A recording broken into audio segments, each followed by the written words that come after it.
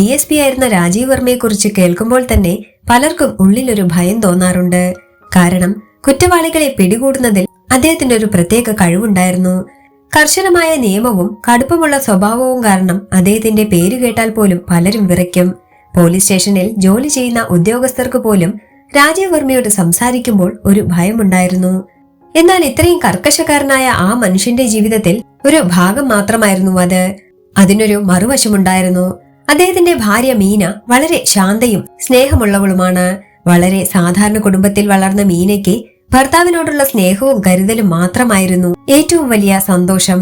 രാജീവ് വർമ്മയുടെ തിരക്കേറിയ ജീവിതത്തിലും മീന എല്ലായ്പ്പോഴും അദ്ദേഹത്തെ സന്തോഷിപ്പിക്കാൻ ശ്രമിക്കുമായിരുന്നു. രാവിലെ അദ്ദേഹം ഓഫീസിലേക്ക് പോകുമ്പോൾ ചൂട് കാപ്പി നൽകി അയക്കുന്നത് മുതൽ വൈകുന്നേരം വീട്ടിലേക്ക് മടങ്ങുമ്പോൾ സ്നേഹത്തോടെ സ്വീകരിക്കുന്നത് വരെ ഇങ്ങനെ ഒരു ചെറിയ കുടുംബത്തിന്റെ സന്തോഷങ്ങൾ നിറഞ്ഞ ജീവിതം അവർ നയിച്ചു പോന്നു. പക്ഷേ രാജീവ് വർമ്മയുടെ കഠിന സ്വഭാവം ചിലപ്പോൾ വീട്ടിലും പ്രതിഫലിക്കാറുണ്ടായിരുന്നു. ജോലി സ്ഥലത്ത് കുറ്റവാളികളോട് കാണിക്കുന്ന കടുപ്പം ചിലപ്പോൾ അറിയാതെ മീനയോടും അദ്ദേഹം കാണിക്കും. മീന ഒരിക്കലും അതിനെക്കുറിച്ച് പരാതി പറയാറില്ല. അദ്ദേഹം ഇങ്ങനെയാണ്, പക്ഷെ അദ്ദേഹത്തിന്റെ മനസ്സ് നല്ലതാണ് എന്ന വിശ്വാസമായിരുന്നു അവൾക്ക്.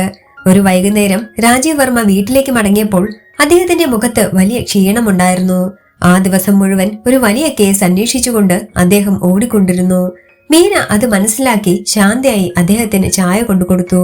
ചേട്ടനെന്ന് വളരെ ക്ഷീണിതനായി തോന്നുന്നല്ലോ, കുറച്ചുനേരം വിശ്രമിക്കൂ എന്നവൾ സ്നേഹത്തോടെ പറഞ്ഞു. എന്നാൽ അന്ന് രാജീവ് വർമ്മയുടെ മനസ്സ് ശാന്തമായിരുന്നില്ല. ഓഫീസിലെ സമ്മർദ്ദവും കോപവും എല്ലാം കൂടി അദ്ദേഹത്തെ വളരെ ചൂടുള്ള സ്വഭാവക്കാരനാക്കി. ഞാൻ എന്ത് ചെയ്യണമെന്ന് നീ പറഞ്ഞു തരണ്ട, എന്റെ കാര്യങ്ങൾ ചെയ്യാൻ എനിക്കറിയാം എന്ന് അദ്ദേഹം കടുപ്പത്തോടെ മറുപടി നൽകി. മീന അത് കേട്ട് നിശബ്ദയായി. അവൾക്ക് വേദന തോന്നിയെങ്കിലും അവൾ അത് പുറത്തു കാണിച്ചില്ല. കുറച്ചു നിമിഷങ്ങൾക്ക് ശേഷം അവൾ വീണ്ടും ശാന്തയായി പറഞ്ഞു, ഞാൻ പറഞ്ഞത് ചേട്ടന്റെ നന്മയ്ക്ക് വേണ്ടിയാണ്. എന്നാൽ രാജീവ് വർമ്മയുടെ കോപം അപ്പോൾ വീണ്ടും കൂടി. എനിക്ക് ആരുടെ ഉപദേശം വേണ്ട, വീട്ടിൽ സ്വസ്ഥമായി ഒന്ന് ഇരിക്കാൻ സമ്മതിച്ചാൽ മതി എന്ന് അദ്ദേഹം ഉച്ചത്തിൽ പറഞ്ഞു. ആ വാക്കുകൾ മീനയുടെ ഹൃദയത്തിൽ കുത്തിയിറങ്ങിയതുപോലെ തോന്നി. എന്നാൽ അവൾ ഒന്നും പറഞ്ഞില്ല. ഭർത്താവിന്റെ കോപം കുറയുമെന്ന് കരുതി അവൾ അടുക്കളയിലേക്ക് പോയി. ആ രാത്രിയിൽ ആ വീട്ടിൽ ഒരു വിചിത്രമായ നിശബ്ദതയുണ്ടായിരുന്നു. ഒരേ വീട്ടിലിരുന്നിട്ടും ഇരുവരും തമ്മിൽ സംസാരിച്ചില്ല. പക്ഷേ മീനയുടെ മനസ്സിൽ ഒരു ചെറിയ വേദന തോന്നി. തന്റെ സ്നേഹം പോലും ചേട്ടന് മനസ്സിലാവുന്നില്ലല്ലോ എന്നൊരു വേദന. അടുത്ത ദിവസം രാവിലെ രാജീവ് വർമ്മ ഓഫീസിലേക്ക് പോകാൻ തയ്യാറായി. മീന പതിവ് പോലെ അദ്ദേഹത്തിന് കാപ്പി നൽകി. പക്ഷേ തലേന്നുണ്ടായ വഴക്ക് കാരണം അവളുടെ കണ്ണിൽ ചെറിയൊരു ദുഃഖം കാണാമായിരുന്നു. രാജീവ് അത് ശ്രദ്ധിച്ചെങ്കിലും ഒന്നും പറയാതെ കാപ്പി കുടിച്ചു. കുറച്ചു നിമിഷങ്ങൾക്ക് ശേഷം മീന ശാന്തയായി പറഞ്ഞു, ചേട്ടാ, ഇന്നലെ ഞാൻ പറഞ്ഞത് ചേട്ടനെ വിഷമിപ്പിച്ചെങ്കിൽ എന്നോട് ക്ഷമിക്കണം. അവളുടെ വാക്കുകൾ കേട്ടപ്പോൾ രാജീവ് വർമ്മയ്ക്ക് ഉള്ളിൽ ചെറിയൊരു ലജ്ജ തോന്നി. പക്ഷേ തന്റെ അഹങ്കാരം കാരണം അത് അവൻ പുറത്തു കാണിച്ചില്ല. ശരി, അതൊക്കെ അങ്ങ് വിട്ടേക്ക് എന്ന് പറഞ്ഞ് അദ്ദേഹം വേഗത്തിൽ വീട്ടിൽ നിന്നും പുറത്തേക്ക് നടന്നു. മീന വാതിലിനരികിൽ നിന്നുകൊണ്ട് ഭർത്താവ് അകന്നു പോകുന്നത് നോക്കി. അവൾക്ക് എന്തൊക്കെയോ പറയണമെന്നുണ്ടായിരുന്നു. പക്ഷെ അവൾ നിശബ്ദയായി നിന്നു. രാജീവ് വർമ്മ കാർ ഓടിച്ച് അകന്നു പോയപ്പോൾ മീനയുടെ മനസ്സിൽ ഒരു അജ്ഞാതമായ ആശങ്ക ഉയർന്നു. ആ ദിവസത്തിന് എന്തൊക്കെയോ പ്രത്യേകതയുണ്ടെന്ന് അവൾക്ക് തോന്നി. അവൾ അത് അവഗണിക്കാൻ ശ്രമിച്ചെങ്കിലും വിധി അവരുടെ ജീവിതത്തിൽ വലിയൊരു മാറ്റം കൊണ്ടുവരാൻ പോവുകയായിരുന്നു.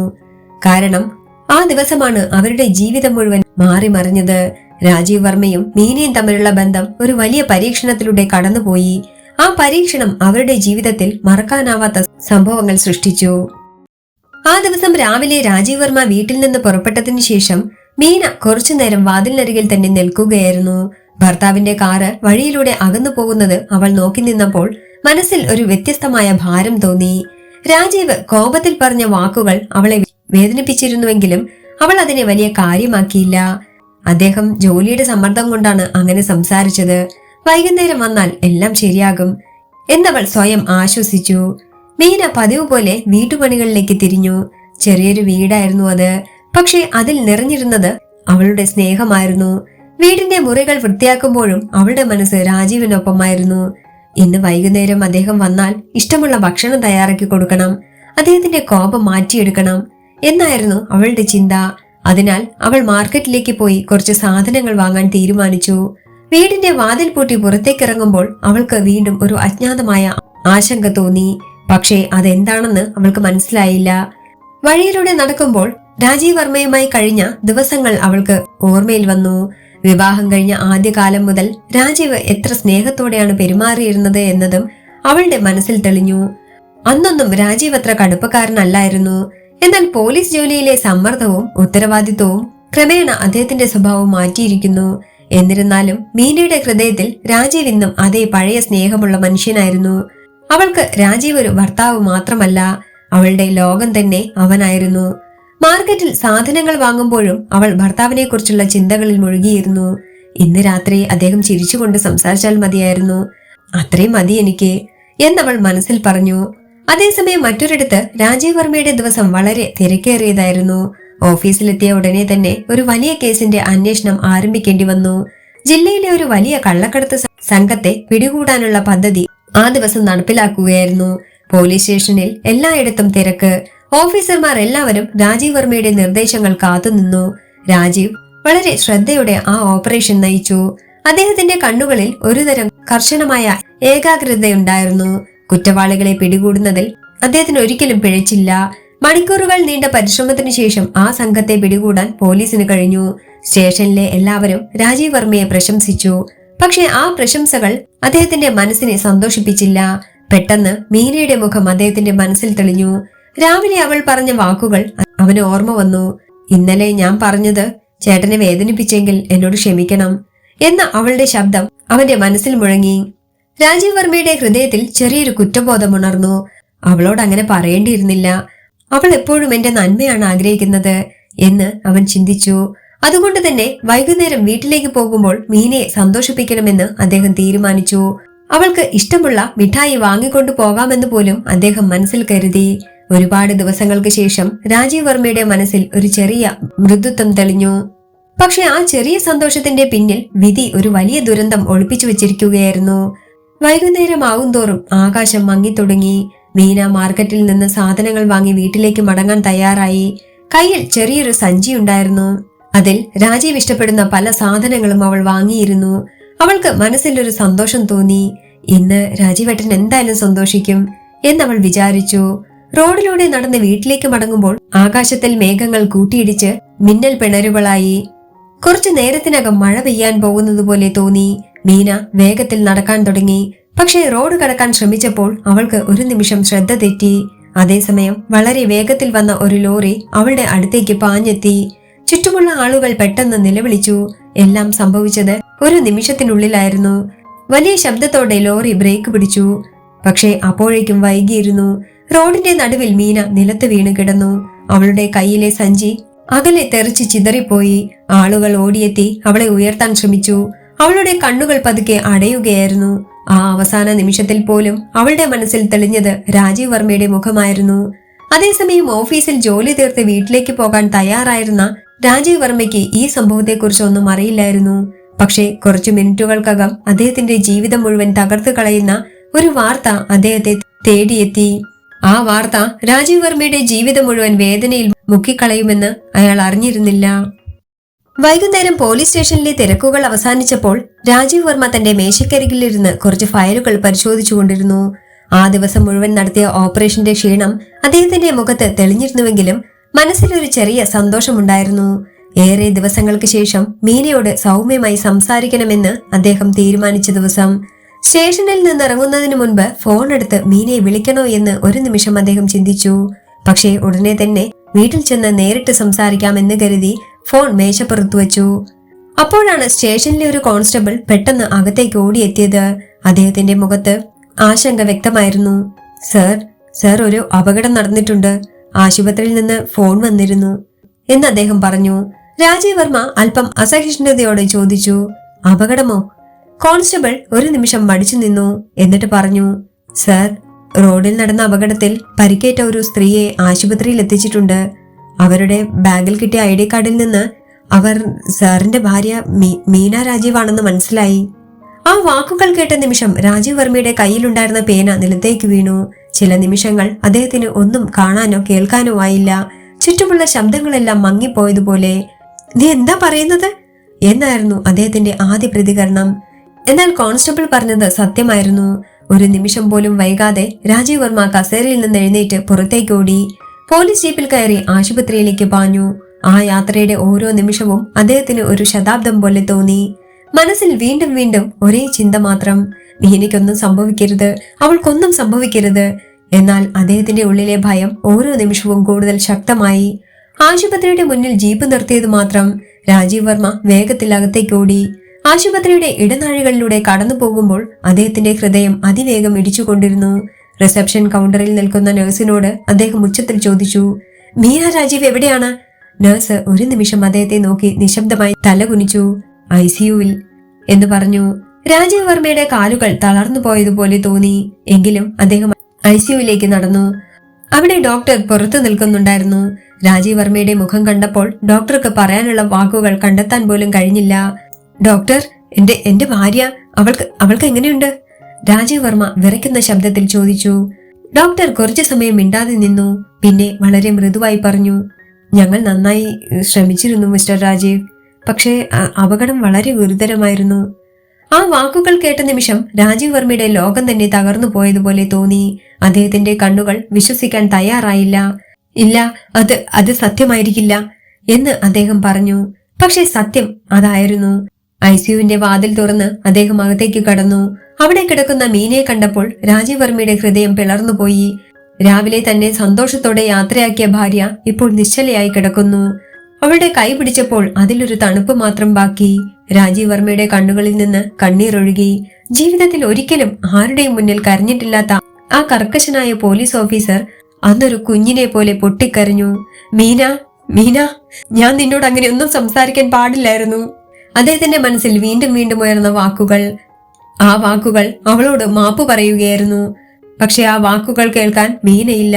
ആ രാത്രി ആശുപത്രിയിലെ ഒരു ചെറിയ മുറിയിൽ രാജീവ് വർമ്മ ഒറ്റയ്ക്കിരുന്നു. പുറത്ത് മഴ പെയ്യാൻ തുടങ്ങി.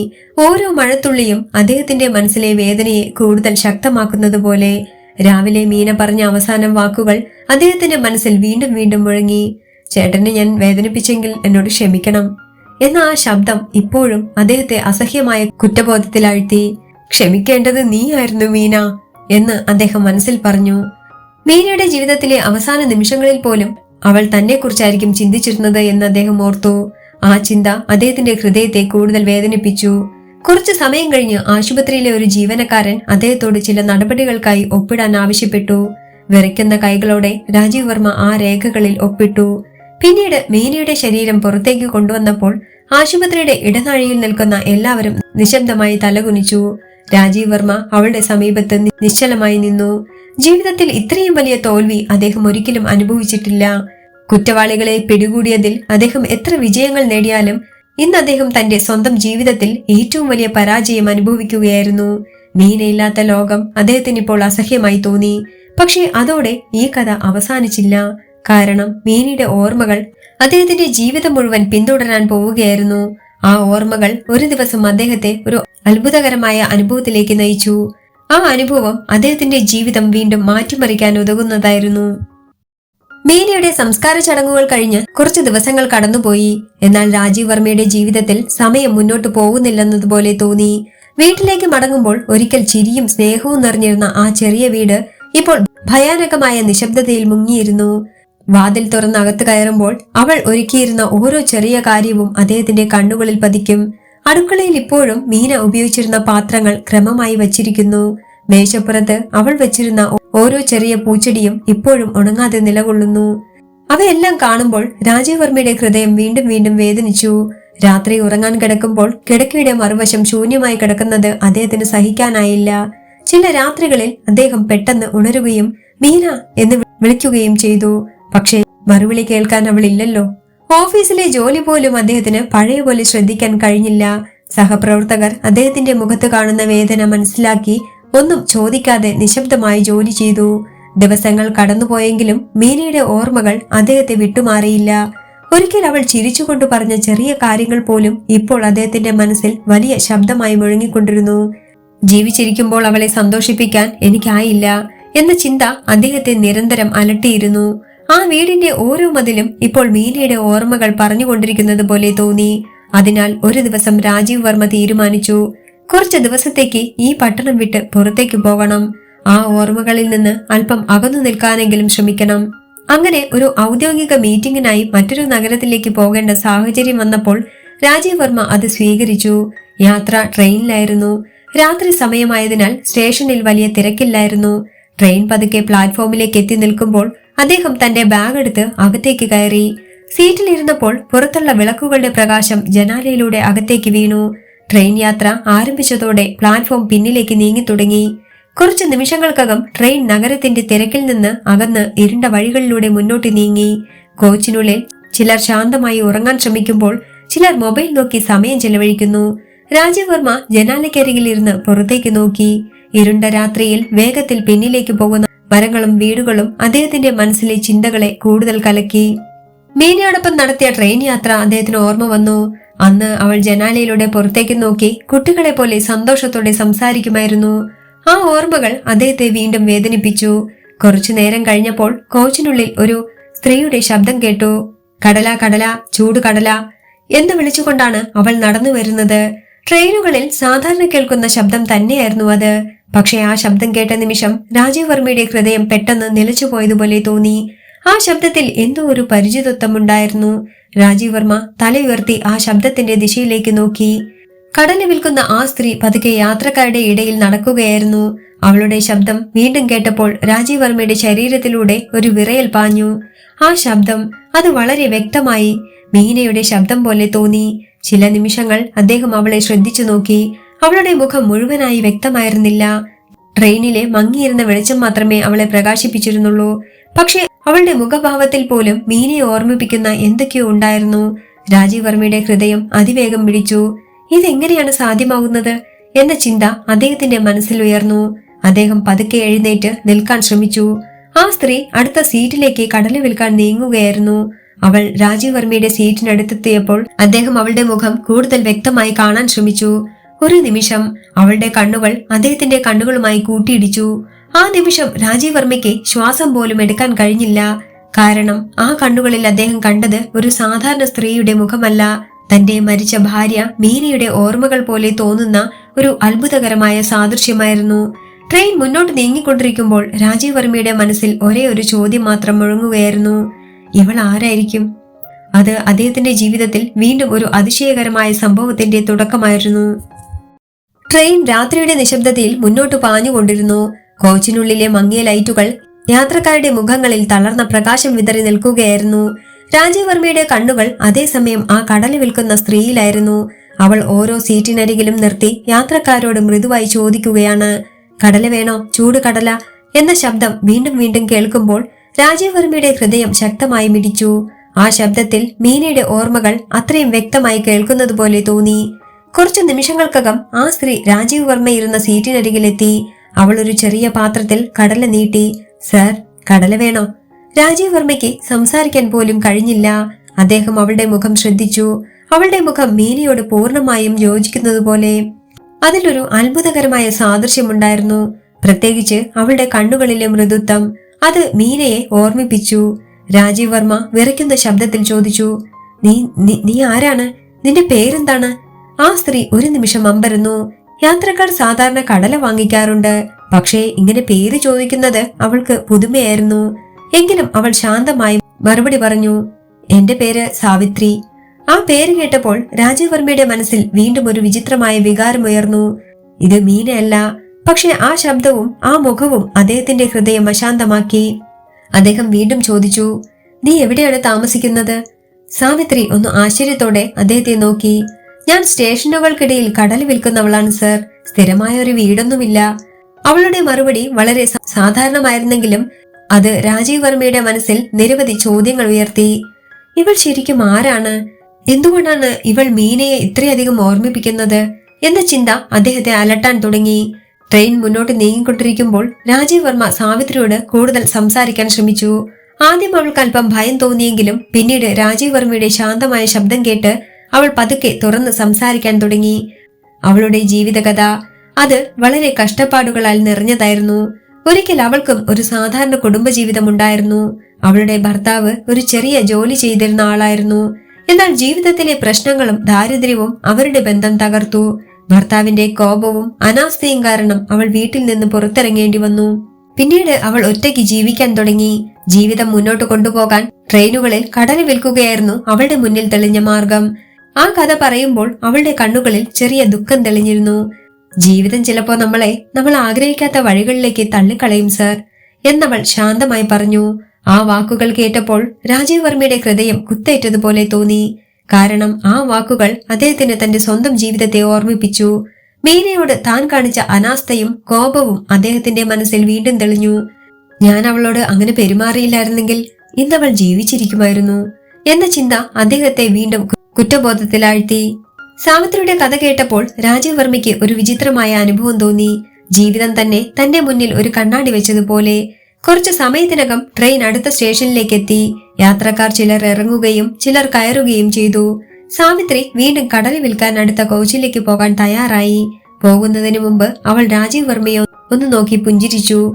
കടല വാങ്ങിയില്ലല്ലോ സർ എന്നവൾ ചിരിച്ചുകൊണ്ട് പറഞ്ഞു. രാജീവ് വർമ്മ അവളിൽ നിന്ന് ഒരു ചെറിയ പാക്കറ്റ് കടല വാങ്ങി. പക്ഷെ അവൻ കടല വാങ്ങിയത് വിശപ്പ് കൊണ്ടല്ല, ആ സ്ത്രീയോട് സംസാരിക്കാൻ ഒരു കാരണമുണ്ടാകാൻ വേണ്ടി മാത്രമായിരുന്നു. സാവിത്രി പതുക്കെ അടുത്ത കോച്ചിലേക്ക് നടന്നുപോയി. എന്നാൽ രാജീവ് വർമ്മയുടെ മനസ്സിൽ ഒരു വലിയ ആശ്ചര്യം അപ്പോഴും നിലനിന്നിരുന്നു. അവൾ അകന്നു പോകുമ്പോൾ പോലും അവളുടെ ശബ്ദം അദ്ദേഹത്തിന്റെ ചെവിയിൽ മുഴങ്ങിക്കേട്ടു.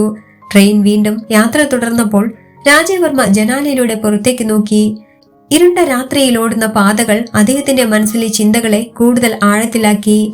ഇത് വെറും യാദൃശ്ചികതയാണോ, അതോ ജീവിതം തന്നെ എന്നെ എന്തെങ്കിലും പഠിപ്പിക്കാൻ ശ്രമിക്കുകയാണോ എന്ന ചോദ്യങ്ങൾ അദ്ദേഹത്തെ അലട്ടാൻ തുടങ്ങി. ആ ട്രെയിൻ യാത്ര അദ്ദേഹത്തിന്റെ ജീവിതത്തിൽ ഒരു പുതിയ തിരിച്ചറിവിലേക്ക് വഴിതെളിക്കാൻ പോവുകയായിരുന്നു. എന്നാൽ സാവിത്രിയെ വീണ്ടും കാണണമെന്ന് അദ്ദേഹത്തിന്റെ മനസ്സിൽ ഒരു ശക്തമായ ആഗ്രഹം ജനിച്ചു. കാരണം ആ സ്ത്രീയുടെ കഥയിൽ തന്റെ നഷ്ടപ്പെട്ട ജീവിതത്തിന്റെ ഒരു പ്രതിഫലനം കാണാമായിരുന്നു. ട്രെയിൻ വീണ്ടും മുന്നോട്ട് പാഞ്ഞുകൊണ്ടിരിക്കുകയായിരുന്നു. കോച്ചിനുള്ളിലെ ശബ്ദങ്ങൾ പതുക്കെ മങ്ങിക്കൊണ്ടിരുന്നു.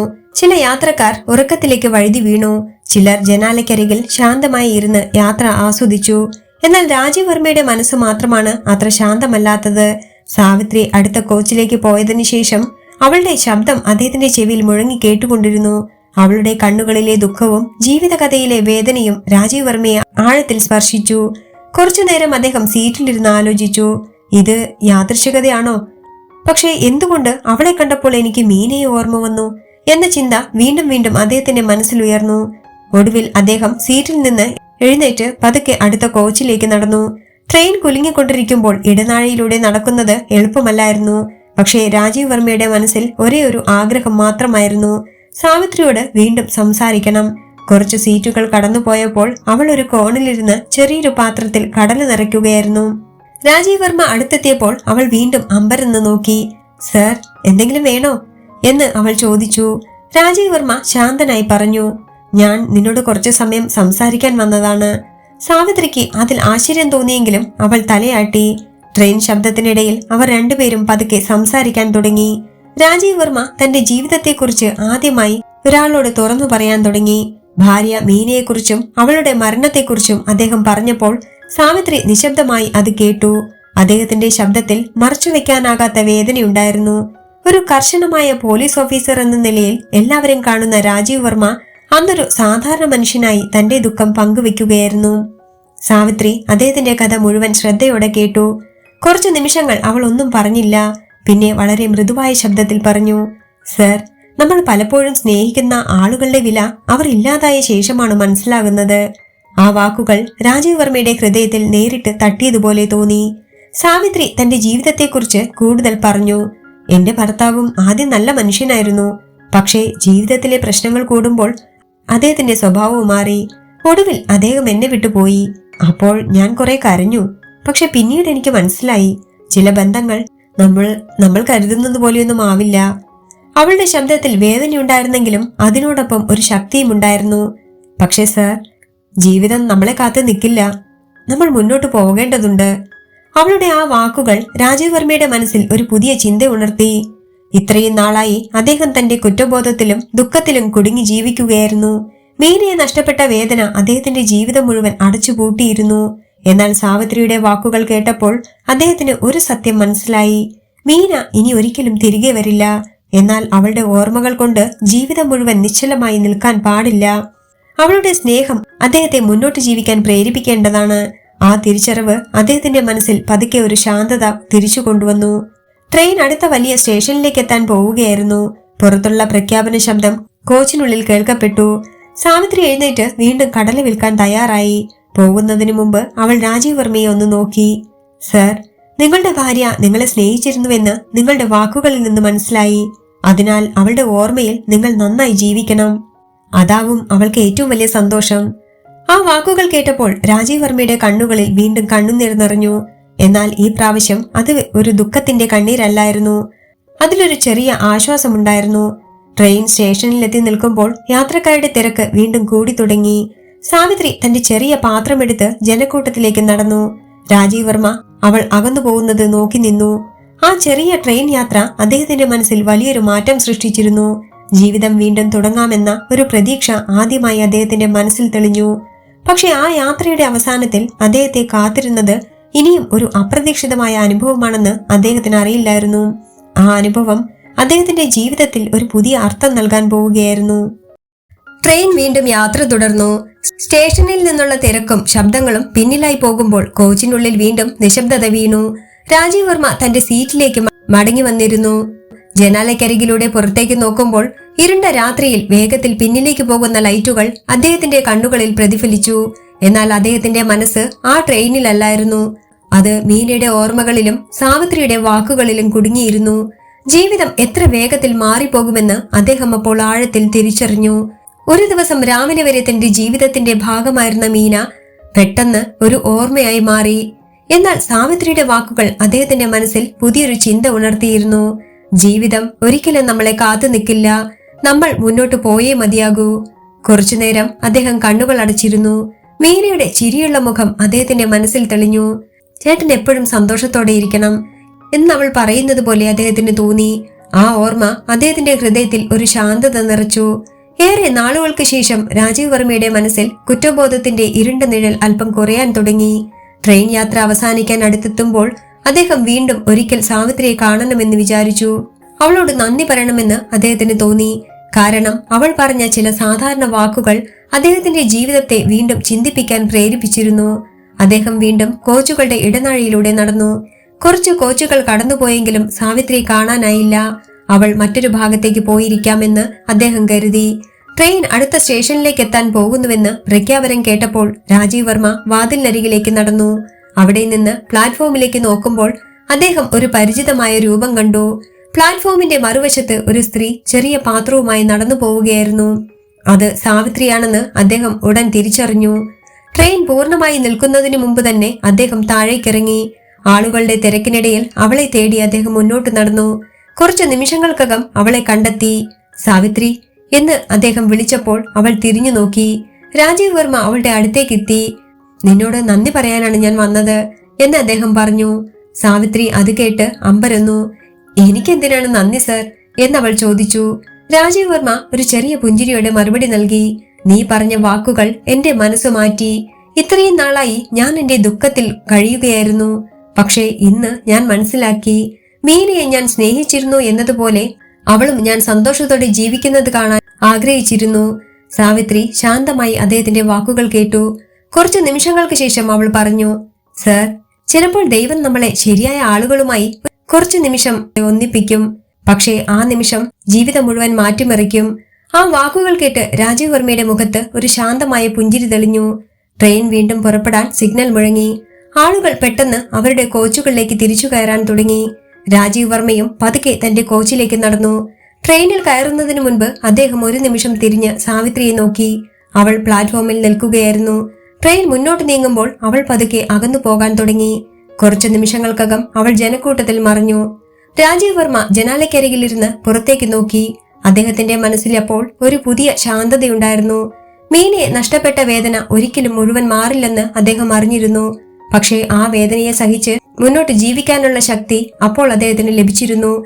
ട്രെയിൻ രാത്രി ഇരുട്ടിലൂടെ മുന്നോട്ട് പാഞ്ഞുകൊണ്ടിരിക്കുമ്പോൾ രാജീവ് വർമ്മ തന്റെ മനസ്സിൽ ഒരു തീരുമാനമെടുത്തു. ഇനി മുതൽ ജീവിതം കൂടുതൽ മനുഷ്യസ്നേഹത്തോടെ ജീവിക്കണം. തന്റെ ചുറ്റുമുള്ള ആളുകളുടെ വേദന മനസ്സിലാക്കണം. കാരണം ജീവിതം എപ്പോഴാണ് മാറിപ്പോകുന്നത് എന്ന് ആർക്കും അറിയില്ല. ആ ട്രെയിൻ യാത്ര അദ്ദേഹത്തിന്റെ ജീവിതത്തിൽ ഒരു വലിയ പാഠമായി മാറിയിരുന്നു. ഒരിക്കൽ കോപവും അഹങ്കാരവും നിറഞ്ഞിരുന്ന ആ മനുഷ്യന്റെ ഹൃദയം ഇപ്പോൾ കൂടുതൽ മൃദുവായി മാറി. മീനയുടെ ഓർമ്മകൾ അദ്ദേഹത്തെ ഇനി വേദനിപ്പിക്കുന്നതിനു പകരം നല്ല മനുഷ്യനായി ജീവിക്കാൻ പ്രചോദിപ്പിക്കുകയായിരുന്നു. അങ്ങനെ രാജീവ് വർമ്മയുടെ ജീവിതം ഒരു പുതിയ അർത്ഥത്തോടെ മുന്നോട്ട് നീങ്ങാൻ തുടങ്ങി. ഒരു ചെറിയ ട്രെയിൻ യാത്ര അദ്ദേഹത്തിന്റെ ഹൃദയത്തെ മാറ്റിമറിച്ച ഒരു അത്ഭുതകരമായ അനുഭവമായി മാറി.